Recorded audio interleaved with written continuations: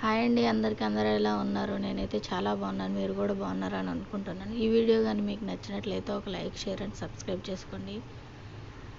ఈ వీడియో వచ్చేసి నైట్ అయితే ఫుల్ వాన పడింది.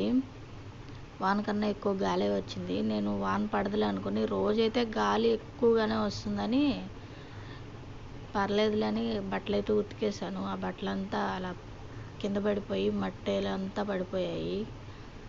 ఈ దుమ్ముకంతా మట్టి వచ్చేసింది కాబట్టి దాంట్లో కింద పడిపోయి, మా ఇంటి కింద అయితే మునగ చెట్టు ఉంటుంది. ఆ మునగ చెట్టు కూడా అలా పడిపోయింది గాలికి. ఆ మునగ చెట్టు ఆకులంతా కింద పడిపోయి దుమ్ముకి అంతా గలీజ్ అయిపోయింది బయట. నైట్ అయితే 1:32 అలా ఆ టైంలో వర్షం అయితే స్టార్ట్ అయింది. నేను ఆ టైంలో అయితే బయటికి ఏం రాలేదు, ఎందుకంటే కరెంటు కూడా లేదు. నేను మా పాపే ఉన్నాం కాబట్టి. అలా చెట్లంతా అలా పడిపోయాయి. తర్వాతకైతే బట్టలు మళ్ళీ పిండి కంఫర్ట్ పెట్టి ఆరేసేసాను.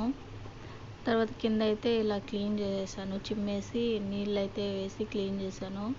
బండి కూడా చాలా గలీజ్ అయిపోయింది దుమ్ముకి, అందుకని బండి కూడా కొంచెం క్లీన్ చేశాను. తర్వాతకైతే కిచెన్లో స్టవ్ కూడా క్లీన్ చేశాను. పొద్దున్న టైం అయితే అంత చెమట ఉండదు కదా అని స్టవ్ కూడా క్లీన్ చేశాను. తర్వాతకైతే టిఫిన్కి మినపప్పు నానబెట్టుకున్నాను వడ చేసుకుందామని.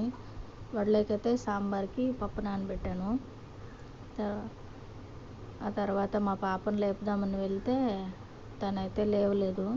ఇంక లేచినా ఏడుస్తుంటుందిలే అని నేనైతే లేపలేదు. తను ఎప్పుడు లేస్తే అప్పుడు లేస్తుందిలే అని. తర్వాత టిఫిన్ అయితే రెడీ చేసేసాను. మేమిద్దరం అయితే తినడానికి కూర్చున్నాము, నేను మా పాప.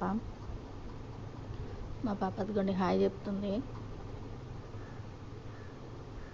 తర్వాత అయితే టిఫిన్లకి అయితే వడలేకి సాంబార్ చేశాను. సాంబార్ అయితే మా పాపకు చాలా నచ్చింది. అంటే సింపుల్గానే చేశాను, అంత ఏం వేయలేదు. సాంబార్ అంటే ఫుల్ కూరగాయలు అయితే ఏం వేయలేదు. పప్పులోకి అయితే మునక్కాయ, వంకాయ అవి వేసే చేశాను, ఇంకేం వేయలేదు.